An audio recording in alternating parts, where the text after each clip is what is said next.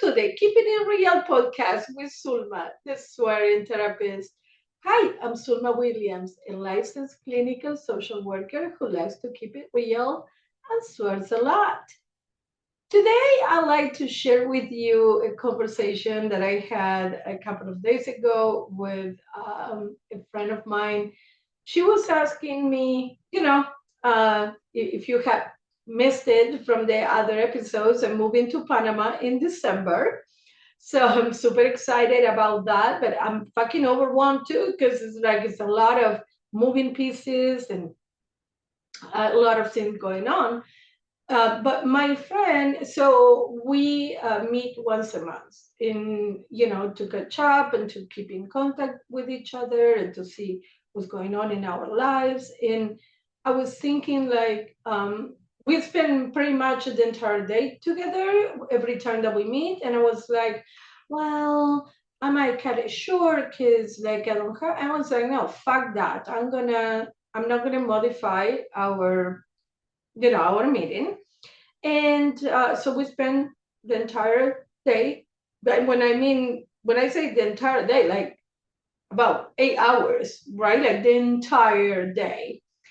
And she was asking me, what, what do you think you're gonna miss the most? Right? Like given that I live in Las Vegas and the entertainment capital of the world and I was reflecting on her question. I think what I'm going to miss the most when I'm in Panama are the people, because I'm not going to have the opportunity to hang out with her. I mean, yes, we're going to hang out through FaceTime, but it's clearly is not the same. Uh, like uh, Today I'm gonna spend the day with friends and we're gonna be having lunch and um, playing cards and just have fun. So in 2012, so I moved to the United States in 1996. Then in 2012, I moved back to Argentina because of my cancer diagnosis. And then I moved back to the States in 2015. In those 3 years, I kept in contact with my friends here in America, but it wasn't like the same as if I was here, obviously. But then I came back in 2015, and I came back in May, and then a month later, I was celebrating my 50th birthday, and I invited everybody, because it was going to be our opportunity to reconnect and catch up. After 3 years we didn't see each other and all those things. And I will say that I lost a lot of friends. Like, some of them said they were going to go but they didn't show up, and there was no explanation or no apology for their absence. um, there was like people who came and it was like, mm, I was never gone, basically. And but there were friends who, after 3 years, we picked up where we fucking left off 3 years ago, right? Like, so I know for a fact that there is no distance or time when the friendship is true, when it's like it's a true friendship. And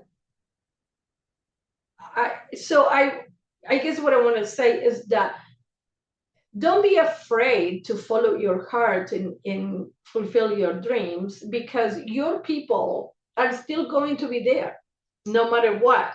So I left for 3 years. I came back. I had friends like we continue to talk shit about everybody. Like, I never left, and like, so.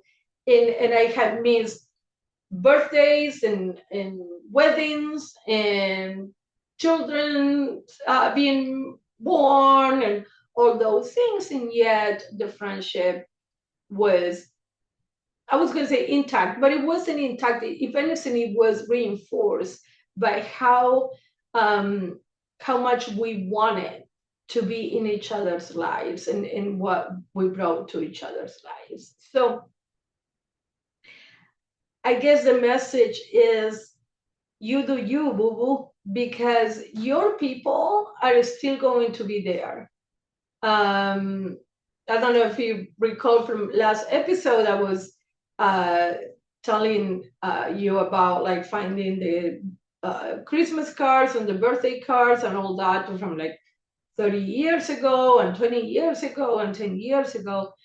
And the thing is that um, we just, the authenticity of our relationships has nothing to do with time or geographical location.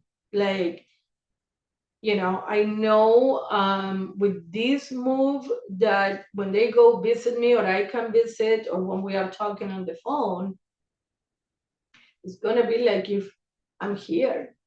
So the other thing that I realized is that the materialistic things don't fucking matter.